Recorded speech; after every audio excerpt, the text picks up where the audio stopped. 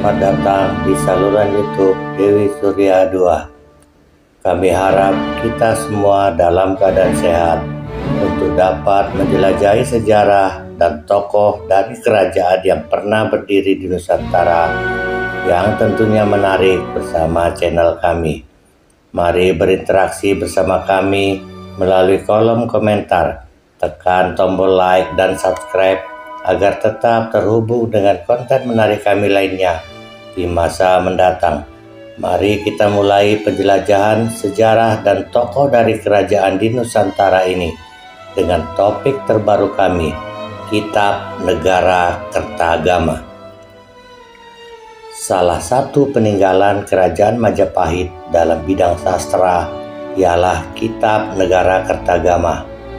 Kitab Negara Kertagama ditulis oleh Empu Prapanca yang kemudian menjadi sumber sejarah yang begitu dipercaya. Naskah kitab ini selesai ditulis dalam bahasa Kawi pada bulan Aswina tahun Saka 1287 atau September hingga Oktober 1365 Masehi. Dari maknanya, negara Kertagama artinya negara dengan tradisi spiritual. Oleh Empu Prapanca, kitab ini juga disebut sebagai Desa Warnana yang berarti tulisan tentang daerah Majapahit. Empu Prapanca adalah putra seorang Dharma Diaksa, Kasogatan atau pemimpin urusan agama Buddha yang diangkat oleh Sri Rajasa Nagara sebagai pengganti ayahnya. Kitab Negara Kertagama terdiri dari 5 bagian. Bagian pertama ditemukan di Antapura, Lombok. Bagian kedua yang ditemukan di Bali berjudul Desa Warnana. Sementara bagian ketiga hingga kelima masing-masing ditemukan di Karangasem, Klungkung, dan Geria. Kitab Negara Kertagama ditulis saat Kerajaan Majapahit masih berdiri di bawah pemerintahan Sri Rajasa Nagara atau dikenal juga dengan nama Prabu Hayam Wuruk. Isi Kitab Negara Kertagama menguraikan kisah keagungan Prabu Hayam Wuruk dan puncak kejayaan Kerajaan Majapahit. Selain itu, kitab ini juga menceritakan banyak hal tentang Kerajaan Majapahit, mulai dari asal-usul, hubungan keluarga raja, para pembesar negara, jalannya pemerintahan, serta kondisi sosial, politik, keagamaan, dan kebudayaan Kerajaan Majapahit.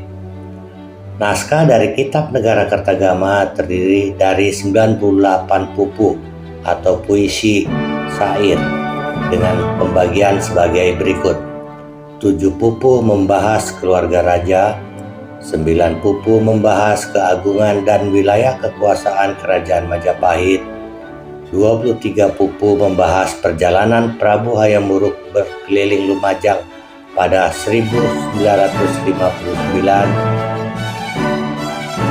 10 pupuh membahas silsilah Raja Kerajaan Majapahit, 10 pupuh membahas perjalanan Prabu Hayam Wuruk ketika berburu di hutan Nandawa, 23 pupuh membahas perhatian Prabu Hayam Wuruk pada leluhurnya dan berita mengenai kematian Patih Gajah Mada.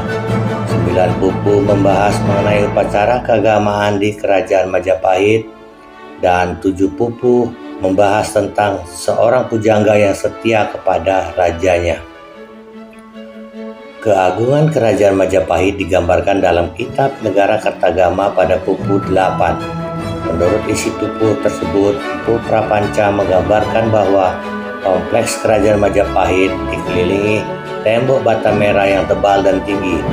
Di dekatnya terdapat pos penjaga yang dibentengi dan dinamakan Pura Wakra.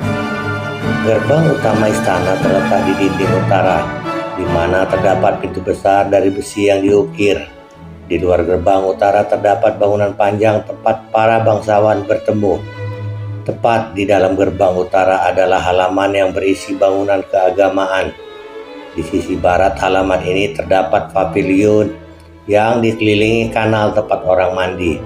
Di ujung selatan sebuah gerbang terdapat deretan rumah yang menjadi tempat tinggal para pelayan istana.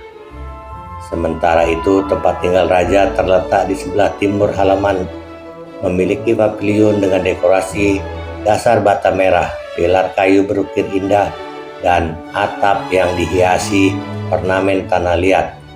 Di luar istana terdapat tempat tinggal untuk pendeta, Siwa, Buddha, dan anggota bangsawan lainnya. Dalam pukul 13-14, Empu Prapanca menyebut beberapa wilayah di perbatasan Indonesia saat ini, seperti diantaranya mencakup Sumatera, Semenanjung Malaya, Kalimantan, Sulawesi, Kepulauan Nusa Tenggara, Papua, Singapura, dan beberapa kepulauan Filipina. Hal itu menunjukkan bahwa daerah-daerah tersebut berada dalam lingkup kekuasaan Majapahit. Terima kasih telah menonton video kami di saluran YouTube Dewi Surya 2. Semoga Anda menikmati video yang kami sajikan. Jangan lupa tekan tombol like dan subscribe agar tetap terhubung dengan konten menarik kami lainnya di masa mendatang.